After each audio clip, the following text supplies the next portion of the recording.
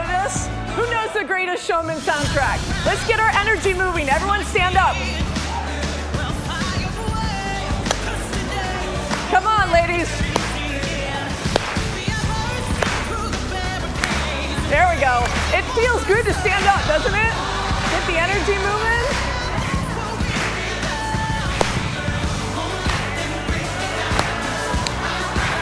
All right. We're good. Thank you, DJ Stack. Did that feel good? Just so you all know, that helped me a ton. Cheryl, thank you for an amazing introduction. I felt the exact same way when I met Cheryl, and it's funny, the exercise that I want to take you all through at the end of this session is all about finding our purpose. And I know for a lot of people, somebody says, what's your mission on the planet? What's your purpose? I know how I used to feel, and I was like, stop asking me that. I don't know, it stresses me out. I don't know, why am I here? I know I'm here for this greater mission and this greater purpose, and what is it? And for me, I went on a sabbatical, as Cheryl described, and I just knew deep in my heart, even though everybody, I should say deep in my soul, everybody around me thought I was, apologize for the language, batshit crazy for leaving my job. And I just knew, I had no idea where this journey was going to take me. I didn't even know what I was searching for, but what I learned is that it was actually a place to come from. And this is one of the things that I want to share with all of you today. The power of not, and I loved what Lieutenant Governor Stratton said earlier. She said, you know, it's not about looking for a title or I want that particular job. I want to help all of us figure out where is that place deep in our soul, being in authentic alignment with ourselves, where we are coming from. And then we know where we want to go to. And that has radically changed my life. And I want to share some of that with all of you. I'm going to try to manage two things at the same time. One is, it works. So I love this image, because this image is how I feel after my journey. It's been 2.5 years since I walked away from Harley Davidson. 2.5 years since people were like, well, we'll see you again. Let us know when you're looking for a job. And I'm here because I'm coming from a place of finally realizing that my mission is to help others liberate their soul. And my mission is to help other women step into their power.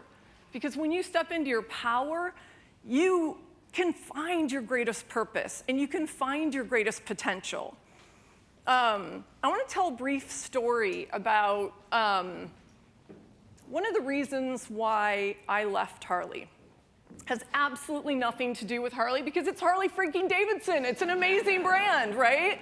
And clearly, like, you can't take Harley out of the girl. You can take the girl out of Harley, but you can't take Harley. So there you go, right? I'm going to try to do this without, like, showering myself. Nobody needs a wet t-shirt contest. So, I am going to introduce the queen later. It's part of what we're going to talk about today. But I'm so humbled and honored to be here. And Cheryl, thank you again for inviting me. Just looking around, I know others have said it, but man, it is such a privilege to be standing here and talking to all of you and seeing all of these gorgeous faces and these beautiful souls looking back at me. So thank you for your attention and for being present for all of this as well. And I hope that you get something out of this. In return, I want to be my most raw and vulnerable self with all of you. And I want to take you back to one of the moments for me where I just realized, like, there was something that I just wasn't listening to. There was something happening inside that, man, it was like, what is going on? How can I be in this place? How have I spent 26 years in corporate America, and yet I just have this gnawing? Where's that coming from? And I'll share with you that for nearly the final year that I was at Harley, and I was there for about 6.5 years, I woke up every single night crying, sweating, and in just a pool from a nightmare. About 4 or 5 nights a week, I woke up after having seen the exact same thing. And every night, it was about 2 a.m., and I'm deep in my sleep, and I find myself in this place, walking through someplace that looked kind of like my apartment. It had all the signs that I lived there, all the cues that I lived there, but there's something about it just didn't feel familiar. But I kept going, and I walked through my apartment, and there was always this power, this unforeseen power forcing me forward. And it would take me down a hallway that I'd never seen before. This hallway was not in my apartment nor in any apartment I had ever lived in. So I started to just, hackles up, goosebumps up, and I would take another step forward, another step forward. And always at the end of that hallway was a door. And sort of sense of foreboding curiosity, I would open that door. And I would be presented with a stark, empty room, like a bedroom that you'd never moved furniture into and nobody had ever lived in before. And I was like, what? This is not my house. This is my house. I've never seen this room before. I have no idea what's going on. And yet I was still like one foot in front of the other. I was compelled to walk across that room because every time I saw a little bit of light coming out, just peeking out from another door on the opposite side of that barren room. And every time, I somehow worked up the courage to open that door. And when I opened that door, what I saw in there made me cry every single time, and it just might make me cry now, sorry. Actually, I'm not going to apologize. I'm going to own it. That broke the tears, because you can't smile and cry at the same time. If nobody's ever taught you that, it's an amazing thing. If you want to, now I spoiled the punchline. So I opened the door, and on the floor of that closet was my dog, who had passed away 6 years before I was having these nightmares. And my dog, he was a cute little fat furry pug when he was alive. And what I saw every single time I opened that door was just like rolls, like a cloak of loose skin, a face that couldn't even lift up off the floor, neglected and sad and just longing for attention. And then I would wake up. And I would wake up to the voice, the soundtrack in my head going, "You are a monster. Like, what kind of inhumanity? Who are you? You didn't know your dog was alive for 6 years? You've been ignoring your dog?" I will tell all of you, it took me 6 months to figure out I was staring at my soul every single time. And it took a lot of meditation. Thank God for a guy named Dr. Bob who was helping me through what they call monkey brain. But through this meditation and through learning how to listen, just let my thoughts pass by, there was a series of messages that I kept hearing.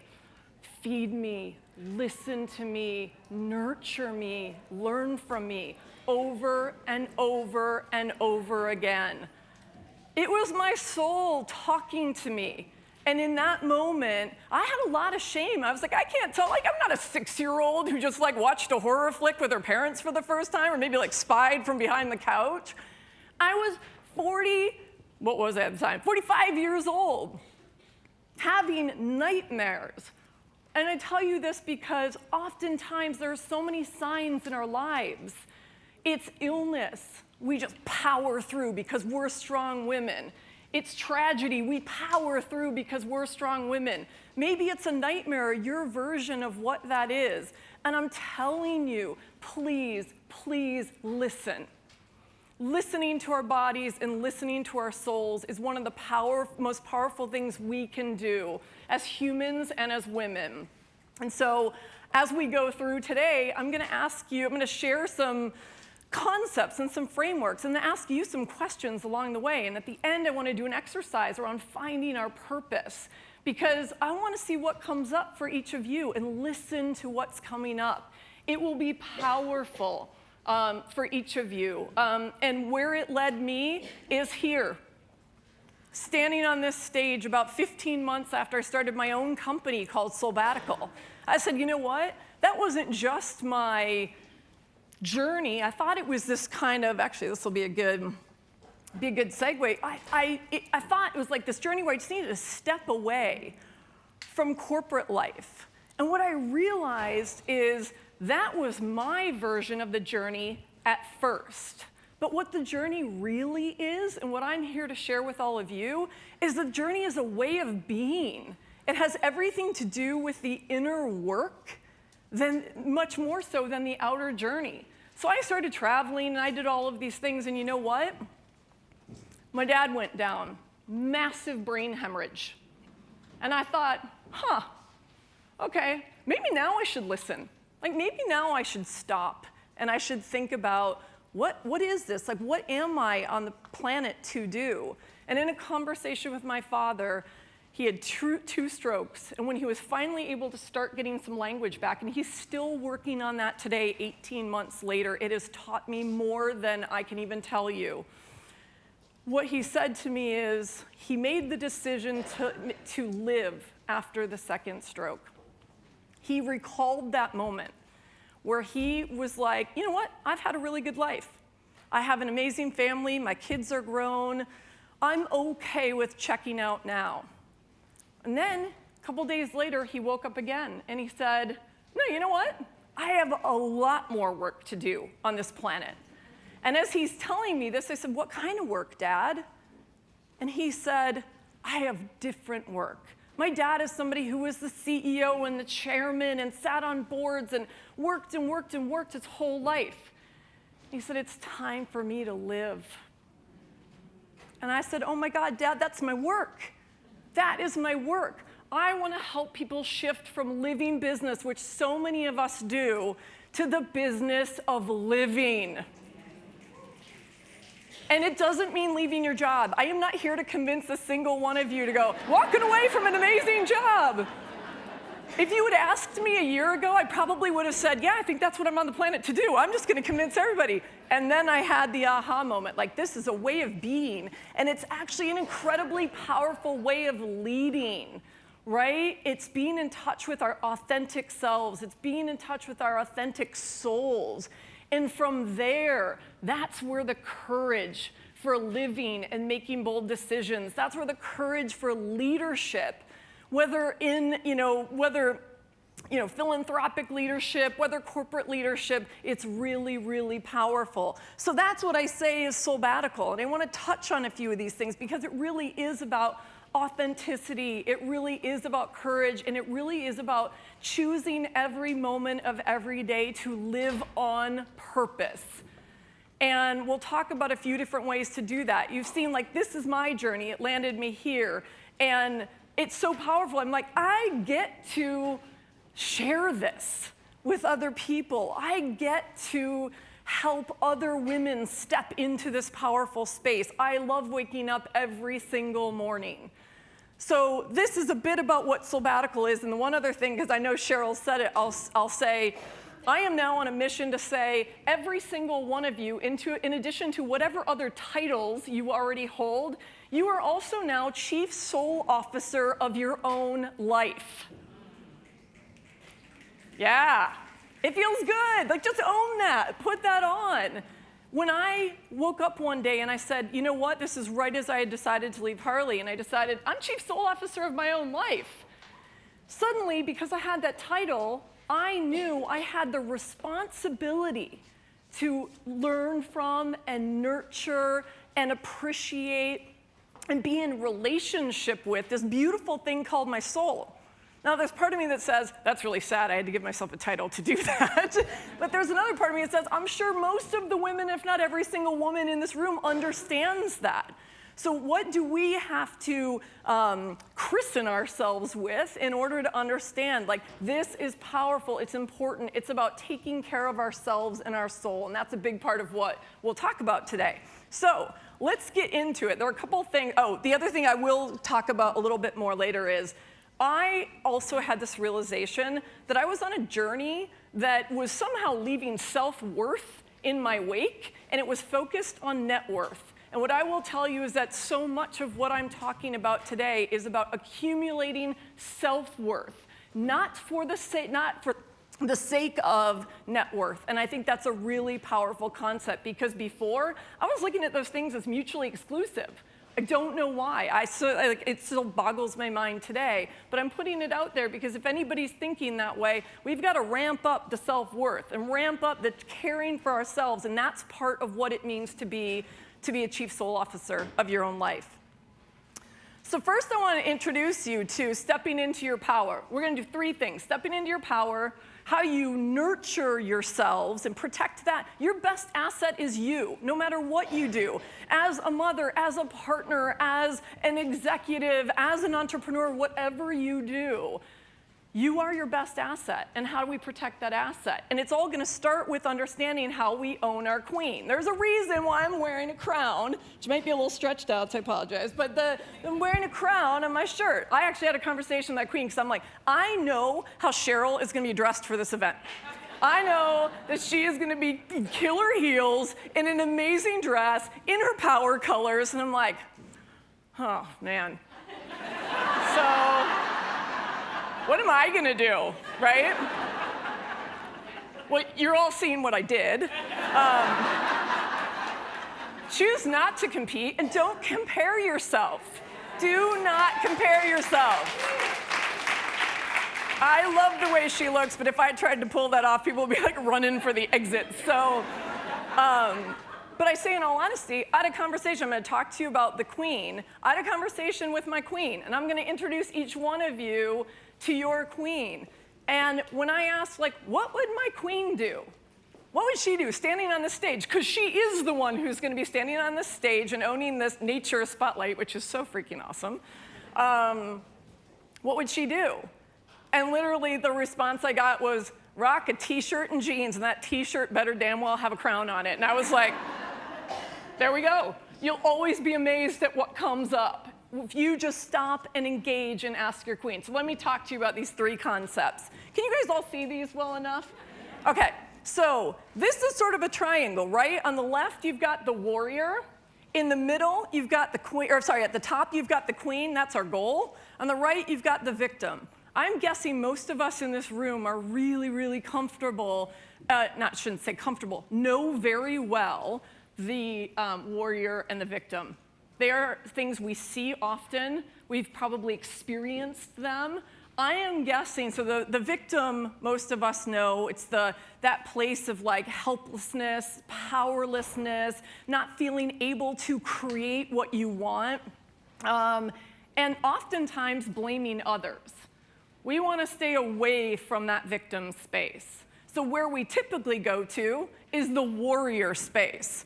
So that little girl I actually was toying around with, do I want the little girl? Because like we're all born with that sword, and boy, do we love to use it. Like we are fighters, especially strong women like us. We are fighters. We want to go for that sword, and by God, we are going to get it done, right? We might lose limbs. Other people might lose limbs, but we are going to get it done, right? So the other image, I was like, oh, I should have Uma Thurman up here, like the good Kill Bill, right? Like that whole thing. But I went with the more gentle. I'm giving us some like gentleness in this right now. But the warrior, when you look at these psychology archetypes, the warrior is really meant to be tapped into strategically. The warrior is meant, like when we need to go out there and fight a big battle, she is well trained, she is poised, she will get the job done. There will likely be some carnage in her wake, right? And we know this, right? We've all lived this a little bit. The challenge for most of us is that we live in the warrior space a lot. And I would say probably more than any other archetype. And you know what? It's exhausting. How exhausted do we all feel? You're out there like fighting and fighting and fighting, right? You've got that sword out and you are just, you're making progress, but especially, I mean, I think about the corporate world, I was sort of in a place of like, that's all I thought I could do. That's the only way I knew how to get something done. And I wasn't harnessing my queen enough. I was constantly in that place, right? I was just fighting and fighting and slashing and slashing. And And then I started to get recognized for doing that, like, oh, she gets stuff done. Oh, that's amazing, right? But imagine what I would have gotten done if I were coming from my purpose and from my queen. And so I want to talk about the queen. The queen is, so think about it this way. Warrior is like all the grit with none of the grace, right? I think that's a good way to think about warrior. Queen is our real position of power and grace. And the queen can choose when she wants to dig deep and bring that grit in. The queen can choose when she wants to bring the warrior in to fight those battles. But the thing about the queen that's really important to know is the queen knows what battles she wants to fight. The queen does not get caught up in the trivia, right? Yeah, that's awesome. I'll even snap to that, right? That's really funny. I had one of those moments of like, how uncoordinated am I? Can I hold the thing and snap at the same time? I was like, God, it's funny. I know, I'm sorry, I'm a little goofy. So the queen is not gonna get caught up in the trivial. And I think this is such an important thing for all of us to recognize and to remind ourselves of. I mean, I could stand up in here and be like, oh my God, people staring at like my thighs and like, oh, I could barely like suck myself into my jeans. And like, I could start to think about all this stuff that would make me insane. But I'm standing in my queen right now saying, my one and only mission is to stand humbly before all of you and share this message. This is my battle and this is my purpose. Yeah, thank you. And that's an idea of what it feels like to be in your queen. And it's amazing how much it settles you down. The moment I walked up on the stage, it's like your adrenaline's pumping and your heart's racing. I'm like, I'm my queen. What would my queen do? And by the way, queen doesn't mean like, we're not talking the monarchy here. Everybody knows that, right? This is not the monarchy. Call her your goddess. Call her your empress. Call her your queen. Call her whatever resonates for you. The idea is that you're standing in that place of grace and power. What I love about the queen is the queen seeks alignment, not compromise. The queen stands for what really matters, not the trivial. The queen listens. She sees the humanity in every human she interacts with. The queen also she taps into her creativity. So she can find we win solutions, not I win, you lose, not we both lose, not everybody's dead at the end of the game, which is sometimes the warrior thing, right? So those are really powerful concepts. So when you're in a place, and I will tell you this is neuroscience to a T, when you're in a place where you feel yourself either going to that victim place like, you know, oh my God, the world is doing this to me, or I'm at the effect of something, or you feel like you are lunging for your sword and you can't get to it fast enough, pause yourself, take a very deep breath, and ask, what would my queen do? It will buy you time, it will slow you down, and what will emerge is an answer I can promise you you'll almost never expect. And it's also what will help you move forward. So that's what I invite you to do, is to get to know your queen and ask that question. It's powerful. You'll see where it got me today. And now I feel like I look amazing next to Cheryl, even though I look completely different. And I will tell you too that we also have to nurture our queen. So when we're owning our queen, and I love all the comments that have already been stated today, it's so incredible. When Lieutenant Governor was up here talking about how she was nurturing herself on the campaign trail, one of the most punishing things any of us could ever do to ourselves, but rewarding, right? How do we take care of ourselves? So I want to introduce you to another triangle. This framework is about 3 things that every single one of us in every single day need to do to basically nurture our soul and nurture our queens. Because the queen knows one thing. She has a mission. Everything the queen does comes from her purpose and her mission in this world. And she is inviting others to be a part of her mission. We are here because of you, Cheryl, and you embracing your queen and you getting grit and grace off the ground that brought all of us together. That's the power of a queen. That is absolutely the power of a queen. And you do that because you nurtured yourself. You know the power of taking care of yourself, right? So think about it in the context of three things: energy and vitality, connection and love, and purpose and fulfillment. And the supreme alchemy of those three things is what some people will call balance. And I sometimes have a tough time with that word, because balance feels like, oh God, I gotta have it all together, and I'm trying to balance this thing called work, and I'm trying to balance this thing called life. Well, we all know that doesn't work. We have one life, and we have lots of different facets and aspects of that life. We have a lot of different passions. So to me, this is a healthy way of thinking about it. So you can say these things come together to equal a sort of balance. It is powerful, and that's why I chose the image I chose. But you can also look at how you want to manage all these different things and just know they're equally as important. So energy is really powerful because it is about all the things that have been spoken about today. It is about diet and exercise and sleep. One of my favorite sayings, I think I made this up, but I won't take credit because I know it's being filmed and somebody will come after me. You can sleep your way to the top. That's what I say. You heard it here first if you didn't hear it anywhere else. That is not a statement on promiscuity or sexual harassment or anything else. I am not down with any of that.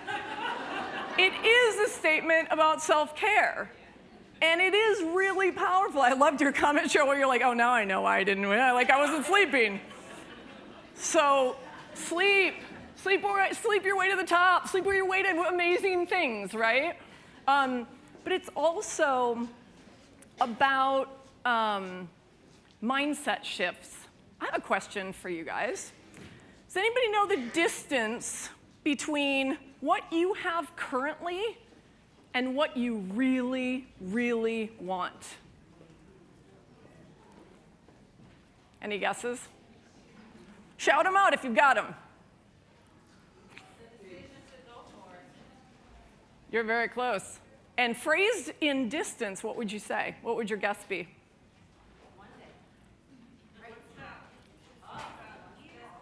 6 to 8 inches. It's between your ears. It's your brain. Because you know what? We're all in our own way. 6 to 8 inches between what you have and what you really, really want. So much of what we're talking about today, not just me, I know this will continue throughout the day, are mindset shifts. So here's one for you with energy. Actually, I have two for you with energy. One is our language is so powerful, and we don't even realize it. So I found myself saying things like, well, I have to go to this meeting. I don't even want to go. It's not something I want to do. Or I should stay on the executive track because it's what my dad did, and I've invested all this energy, and I've spent all this time climbing. I have to and I should? Like, the energy is like negative energy, just like and my whole posture changes. What if you shift your language when you catch yourself saying that to, I want to, I get to. And I promise you, it's like when I came here, it's like, I get to stand on this stage. That's incredible. It shifts your body language. It shifts your energy. It shifts your outlook. And I will challenge you with this.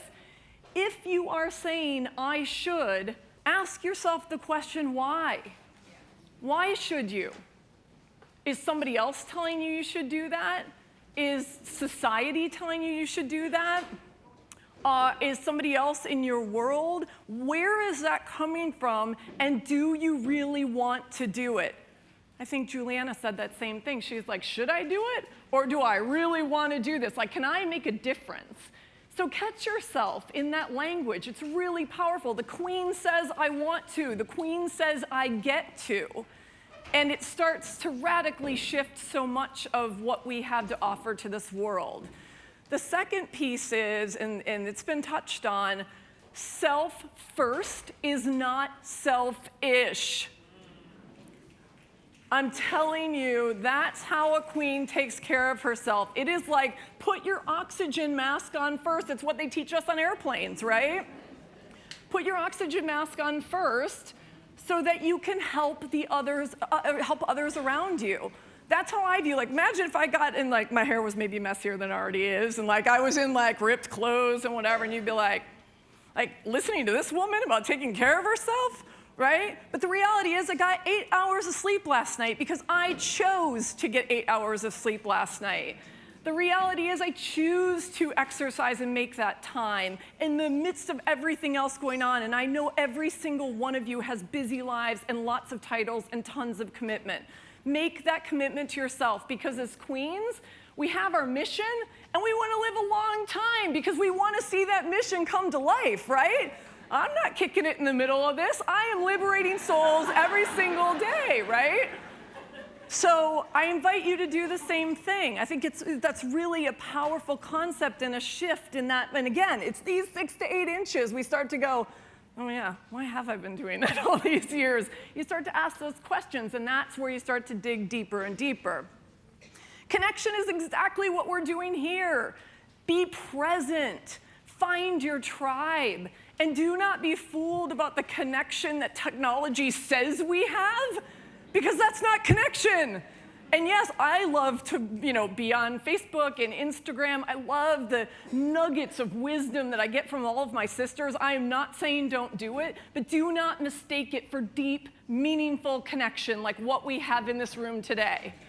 Yeah, and thank you for doing this again, Cheryl, because this is the kind of thing, like, how often are you able to seek out this connection? How often do you choose to seek out this kind of connection? Where can you create more of it in your life, maybe even with the women that you're meeting in this space today?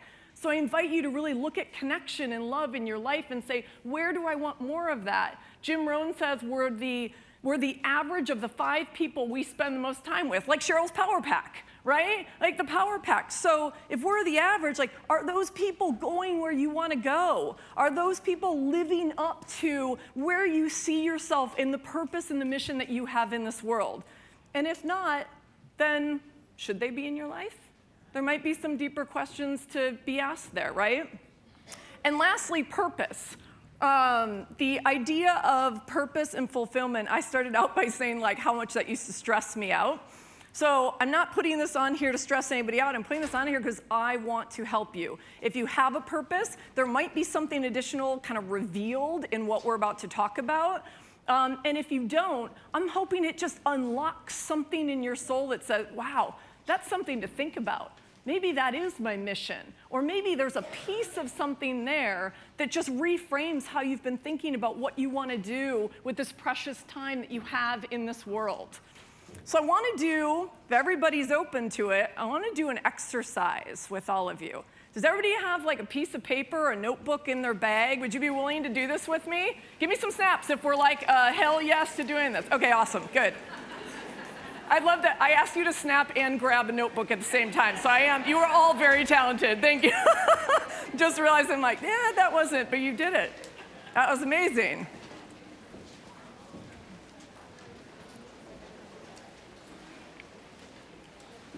I think this is going to be something fun. So what I'm going to have you do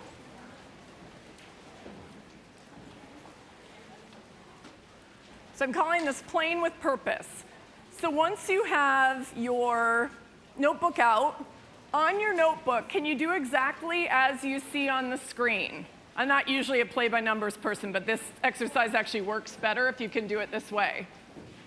So on your piece of paper, it's easier if you have your piece of paper horizontal or landscape, and have 4 columns.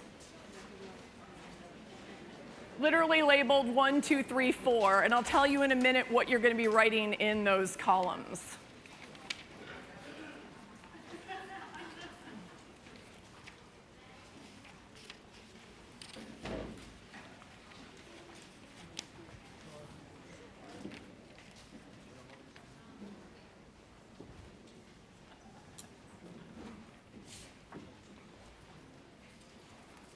I have my phone to make sure. I'm going to do a little time check on this. All right. Does everybody have 4 columns?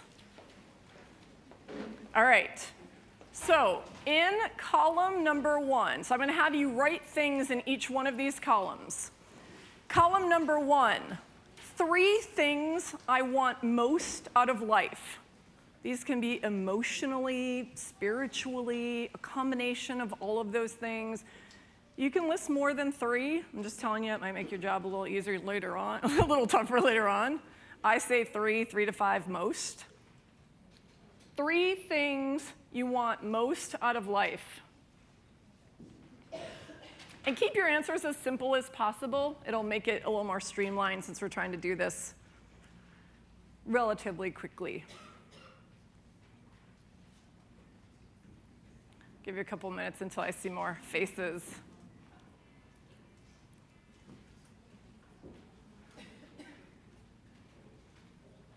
All right, we're good. And I love, so one thing I forgot to say, but I will for all the rest of them, and you can go back and change answers. Please, no judgment. Don't judge yourself. Don't self-edit. This is like what comes up. As soon as you think about this question, what answers just come to mind? Like, don't we spend so much time editing ourselves? So this is the start of like not editing ourselves, okay? Column 2, 3 things I would like to experience in my lifetime. Think about that like as big, as broad, as personal as you want those to be. 3 things I'd like to experience in my lifetime.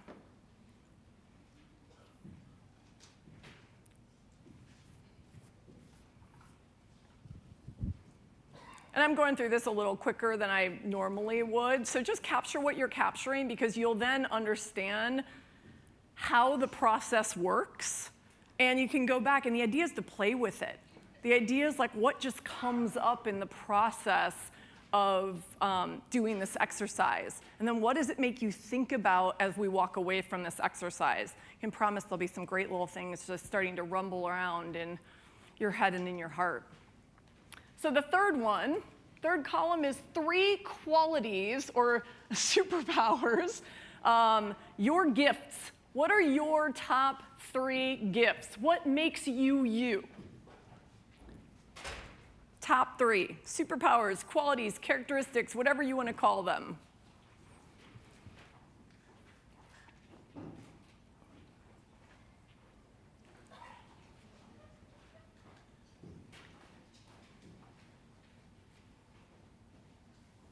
All right. And the last one. What are 3 positive actions that you can take in your own life in the next 2 weeks? Could be things that came up while I was presenting. Could be things that came up this morning. Could be things that you're like, oh my God, I've been talking about that for so long, I'm making myself crazy. Because I have a laundry list of those, right? I will do. But what are things like in your own life, positive actions to move forward that you can take in the next 2 weeks? Yeah, and feel free to take pictures of this if it's something you ever want to go back to as well. You'll have it in your notebook for posterity as well. So now, what I'm going to ask you to do is go back to each column. Circle the number 1. It might not be the one you wrote first, but when you look at each column, what is the most important in that column, if you had to choose one?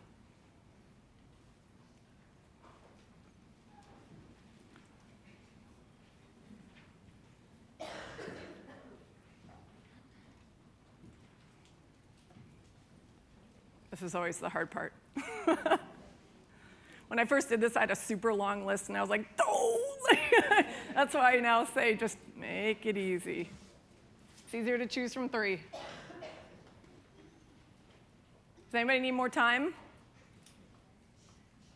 Okay, we're generally good. All right, now for the fun. We're going to start putting this all together. This is like coaching Mad Libs. Does anybody remember Mad Libs, where you filled in all of like the crazy answers? So this is sort of like coaching Mad Libs to figure out where am I coming from. So here's what it starts to look like. Let me see. All right, I'm a woman on a mission. Here's what we're going to start to play with. The first sentence you're writing, actually we can write all 3 of these somewhere on your paper on a new piece of paper. I will blank. You don't have to fill in the blanks yet. I will blank. Second sentence is using my blank to accomplish blank, and in doing so, also achieve blank. It's sort of the construct of what you stand for. And it's always interesting to see how these things start to come together. And here's how we're going to fill it in. I will, whatever you circled in column 4, goes in the blank after I will.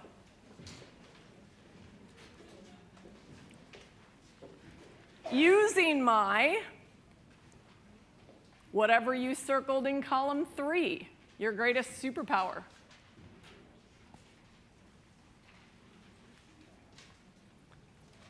To accomplish, whatever you circled in number 2, what you most want to experience out of life.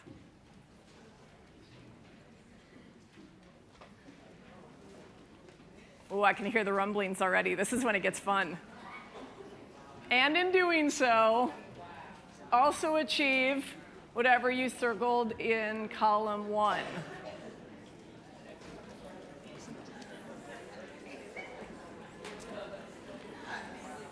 I have an invitation to the group, because this always gets people going. I have never done it with a group this large before, and I was super excited to see how this was going to go, because it's my favorite exercise. Something always comes up. It might not be like, yes, that's my mission for the rest of my life, like, yay, queen, although a lot of times I've seen it happen, but it usually brings up, like, I have never thought about those things in tandem with each other, or the way you look at them starts to inspire you. So in our remaining few minutes together, who is willing to get on a microphone and share what just came out of that exercise for them? I would love to hear. Oh, we've got some here. Thank you, ladies. Your hand went up first. Melanie, is that your name? Yeah. So Melanie, if you could, would you mind standing up so everybody can see you? So if you could share, just read the statement as it came out, and then talk to us about like what the impact was for you. Like, did it blow you away? What's the insight? Okay, mine says, I will get unstuck using my organization to accomplish security, and in doing so, also achieve my purpose in life.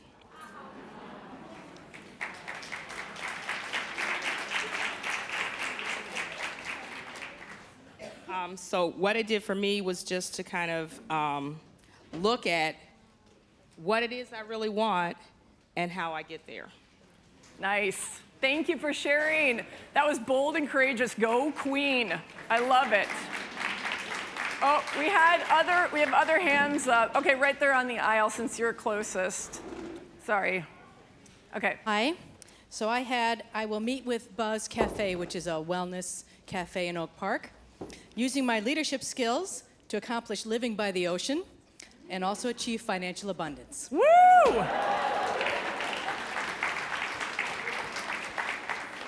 So it's fascinating how you created the order of that and then to bring it back, because we all were, even our next to us were like, wow, that kind of worked kind of great.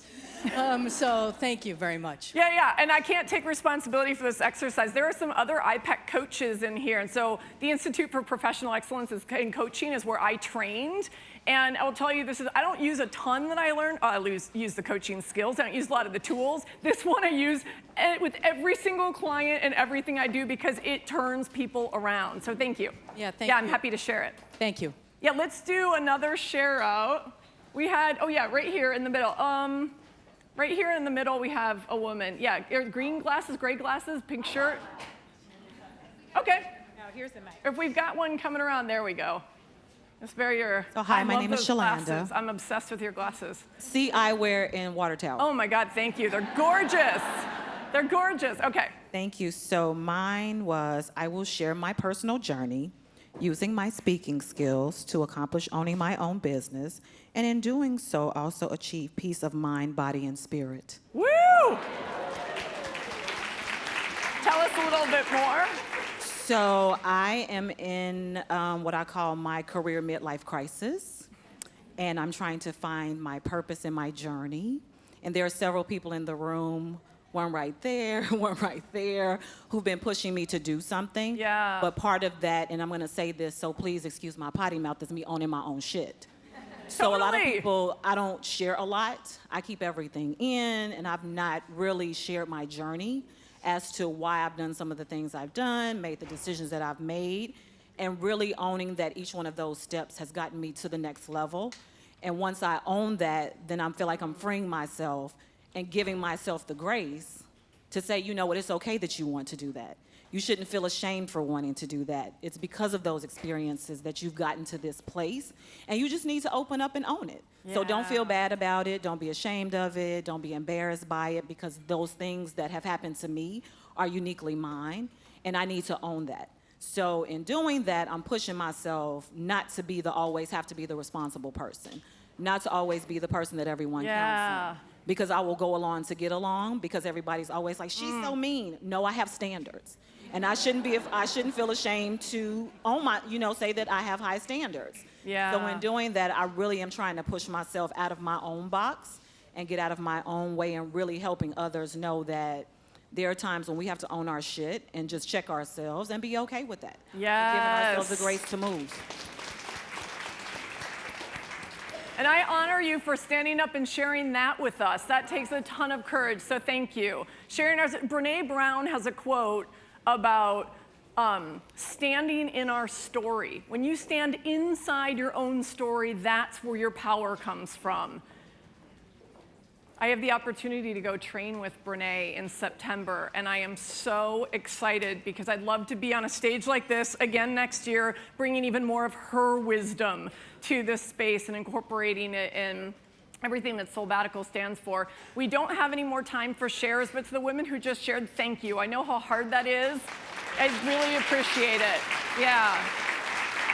And thank you all for your attention. Thank you for being the amazing, gorgeous, beautiful queens that you are. And I hope this helped to start to shift your mindset. I'm sticking around for the rest of the day. So if you want to chat, if you want a card, if we can engage in any way, I'm here to connect as well. So thank you. And Cheryl, thank you.